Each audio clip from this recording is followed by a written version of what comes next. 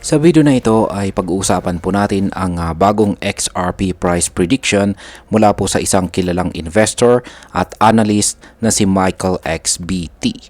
Ayon sa kanya, kung sinunod mo raw ang huli niyang prediction noong July 2024, malaki ang posibilidad na isa ka na sa mga crypto millionaires ngayon.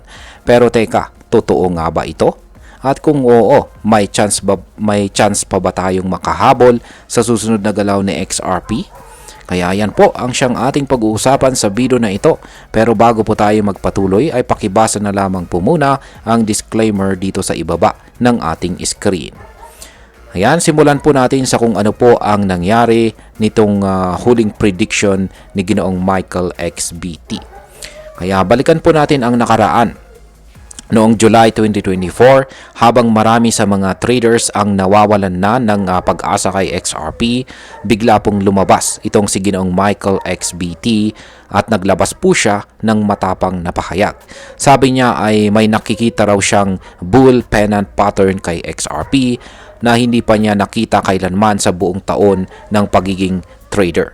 Para sa mga hindi po pamilyar, ang bull pennant ay isang chart pattern na kadalasang sinyales ng malakas na breakout pataas.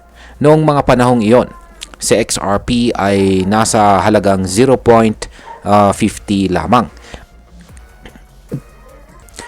Marami ang nagdududa dahil ilang beses na itong nagpakita ng false hope. Kahit pa may mga positibong balita tungkol po sa partnerships at acquisitions ni Ripple. Sa madaling salita ay mukhang patay na si XRP sa paningin ng maraming tao. Pero sa kabila nito, hindi natinag si Ginong Michael. Nanindigan po siyang darating ang panahon ni XRP at tama nga siya. Ngayon ay paano po nagkatotoo ang kanyang prediction? Pagdating po ng November 2024, biglang nabasag na XRP ang 0.50 na resistance level. At dito na nga nagsimula ang isang explosive rally. Sa loob lamang ng 2 buwan, umakyat po si XRP sa $3.40 noong January 2025. Isang halos 600% na pagtaas na nagpamangha sa buong mundo ng crypto. Dahil dito ay maraming kritiko ang natahimik at napilitang kilalanin ang potensyal ni XRP. Yung iba pa nga na dating nagsasabing babagsak si XRP sa 0 ngayon, nagsasabing babagsak si XRP sa 0, ngayon ay naging XRP supporters na rin. Ngayon ay ano po ang nangyayari kay XRP ngayon? Pagkatapos po ng malakas na rally ay pumasok po sa tinatawag na consolidation phase itong si XRP. Sa madaling salita ay pahinga muna siya. Nagtuloy-tuloy ang sideways movement ni XRP sa loob ng 7 buwan or 7 months.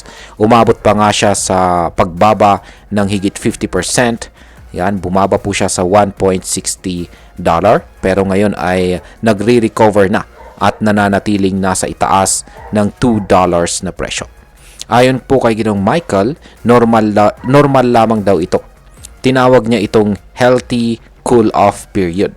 Isang parte ng cycle bago po muling sumabog pataas. Ayun, ang sunod po nating katanungan dito ay may paparating bang panibagong rally itong si XRP? Ayan, ngayon ay ayon po kay Ginong Michael, tapos na ang pahinga. Nasa punto na raw si XRP na muling sasabog kasabay ng napipintong breakout ni Bitcoin mula po sa isang 8-year trend line. Sabi niya, kapag nabasag na ni Bitcoin ang resistance na ito, asahan na raw ang isang digital gold rush na hindi pa natin kailanman nasasaksihan. Inihalin tulad po niya ito sa panahon ng gold rush noon, kung saan ang mga nakasabay ay yumaman ng sobra-sobra. Ganito rin daw ang mangyayari ngayon sa crypto, lalo na sa mga nakahawak kay XRP. Ngayon ay ano po ang posibleng target para kay XRP ayon sa mga analyst? Bagamat hindi po sinabi ni Ginoong Michael ang eksaktong price target, may ilang analyst na nagsasabing posibleng si XRP ay aabot po sa pagitan ng $5 hanggang $30 sa cycle na ito. Sa yan sa mababang dulo, kung may hawak kang 500 na XRP, yan ay pwede ka na raw makakuha ng malaking kita kahit hindi ka pa maging milyonaryo. Pero may mga mas agresibong prediction din. Ang ilan ay naniniwalang pwedeng lumagpas sa XRP sa presyong $100, bagamat sinasabi ng karamihan na ito ay masyadong mataas para sa cycle na ito. Pero isipin mo, kung totoo ito at meron kang 500 XRP ngayon na ang halaga ay nasa $1,000, pwede po itong maging $50,000 sa hinaharap. Isang malaking what if, pero hindi malabong mangyari sa mundo ng crypto. Ayan. Ngayon ay paano naman po ito makakaapekto para sa atin bilang mga Pinoy crypto traders at investors ni XRP. Ayan. Bilang mga Pinoy investors na interesado kay XRP, malaki po ang posibilidad na makabenepisyo po tayo sa ganitong galawan. At ang tanong ay bakit?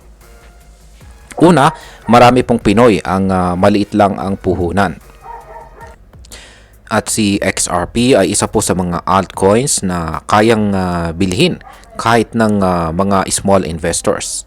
Ang ganitong klaseng asset ay perfect para sa mga naghahanap ng high potential return mula sa low capital. Pangalawa, habang hindi pa ganap na mainstream itong si XRP dito sa ating bansa kumpara po kay Bitcoin or Ethereum, ito rin ang tamang panahon para unahin natin ang karamihan. Yan, unahan po natin ang karamihan. Kapag pumutok na ang presyo at nagsimulang pumasok ang media hype, madalas dito lang nagsisimula ang interest ng mas maraming tao. Kaya kung ikaw ay isa sa mga nagre-research ngayon pa lamang, napapanahon na pag-isipan mong mabuti kung anong galaw ang dapat mong gawin. At ayan, bilang panghuli ay ang masasabi ko naman tungkol dito ay para sa akin, napakahalaga ng ganitong prediction. Hindi para basta sundin lamang kundi para pag-aralan. Si Ginong Michael XBT ay may track record at hindi po natin pwedeng baliwalain ang kanyang insights. Pero tandaan natin, kahit gaano pa kagaling ang isang analyst, wala pong garantiya sa crypto. May mga pagkakataong mali na rin sila or nagkakamali na rin po sila. Kaya para sa akin, kung meron ka pong XRP holdings, baka pwedeng dagdagan mo pa ito ng paunti-unti kung pasok sa iyong risk tolerance. Kung wala ka pang hawak, siguraduhin na iintindihan mo muna ang buong sitwasyon bago ka po pumasok. At huwag pong kalimutang i-diversify ang iyong portfolio. Ang susunod na galaw ng XRP ay maaari pong magdala ng malaking biyaya sa mga handa at saka may disiplina. Pero sa dulo, ang tunay na yaman ay nasa kaalaman at saka tamang desisyon. At ayun, hanggang dito na lamang po tayo sa video na ito mga ka-crypto. Marami pong salamat sa panonood. Ingat po tayo lagi at God bless po sa ating lahat.